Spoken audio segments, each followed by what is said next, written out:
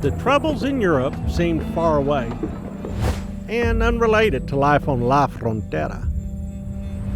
The Spanish settlers who moved into the new lands of El Norte learned to be tough, self-reliant, and independent. A spirit of patria chica, or local loyalty, developed among the settlements. The people on La Frontera referred to each other as vecinos, neighbors, and created a network of compadrazgo, or godparenthood, which provided support, friendship, and protection among friends and family. If they could not rely on their government, at least they could rely on each other.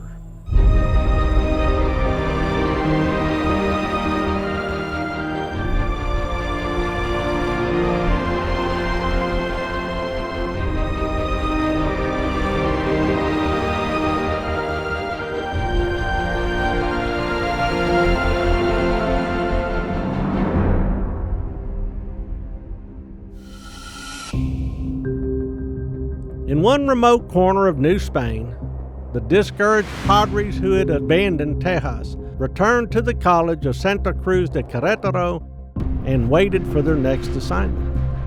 Father Damien Massenet, heartbroken, refused to take part in any new missionary efforts and never saw the Caddo peoples again.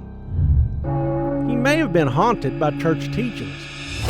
Passages in the book of 2 Peter of the New Testament argued that it is better for people to have never known God than to have been given the truth of the church and then abandoned to fall back into their pagan ways. Massenet may have believed it would have been better for the indigenous peoples to remain outside of the church than to have been welcomed enthusiastically, converted, then dumped. Even so, Father Francisco Hidalgo, his friend and fellow Tejas mission worker, refused to give up. He plotted a way to return to the Caddos. By 1703, Hidalgo was on the Rio Grande doing important work. He helped establish a complex of missions for the Tejas that included San Juan Bautista, San Francisco Solano, and San Bernardo. The region was also safeguarded by Presidio de San Juan Bautista del Rio Grande, commanded by Diego Ramon. This collection of Spanish outposts on the south bank of the Rio Grande was located just a few miles south of present-day Piedras Negras and Eagle Pass, and would become the gateway to Tejas. It was also a much-needed supply base closer to the Caddos. Hidalgo was ready to cross over the Rio Grande and continue his efforts, but he had to wait. Presidial soldiers patrolled across the river and fought Indios Barbaros, but they always returned to the safety of San Juan Bautista.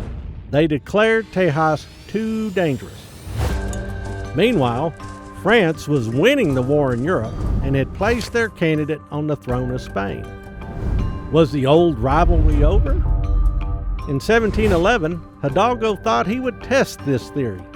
He penned a letter to the French governor of Louisiana over in Mobile, in present-day Alabama, and asked for his cooperation in restoring the missions in Tejas. Months and then years went by as he waited for an answer.